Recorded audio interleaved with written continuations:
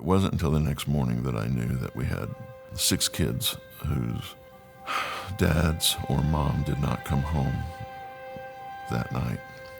I grew up in California. I heard sonic booms all the time. On April 19th, I thought I heard a sonic boom. But everybody heard it and everybody wondered what it was. A handful of teachers turned on the TV to the news. I made the decision to immediately go around to all the classrooms and tell the teachers to turn the TVs off. The first person I knew definitely was connected to it was Francis Leonard, a 7th grade math teacher.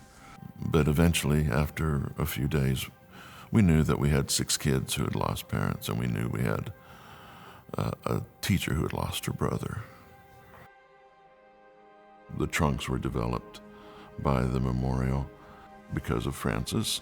We wanted a trunk to visit the school, and Francis actually did most of the discussion about the items in it. Some of the students have folded some of the origami and have made some of these, of the cranes, and if they have not, they're always eager to learn how to make them.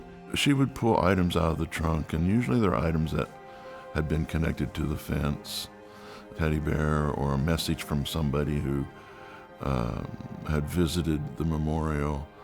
When Francis did the trunk, it was just a sobering experience for kids.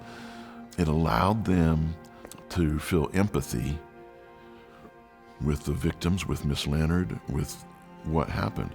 We developed a 50-minute lesson on tolerance, and the very first part of the lesson was that I probably attacked bullying and the use of words to bully, how powerful words were, how significant they were. The other aspect of words were kindness and being respectful and using that kind of language. Principal came over the intercom and said, "There's been an explosion downtown Oklahoma City." So the next few days were some of the scariest of my life. It took 3 days to get the news that my dad didn't make it. The presentation that the memorial has now, it's absolutely amazing.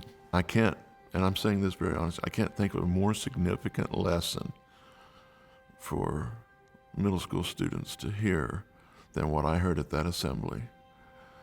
And I think it'll make an impact across our state. I think it's about as positive a lesson as we can give on a negative event. And I hope it continues. It's a part of history, needs to be recalled by all Oklahomans.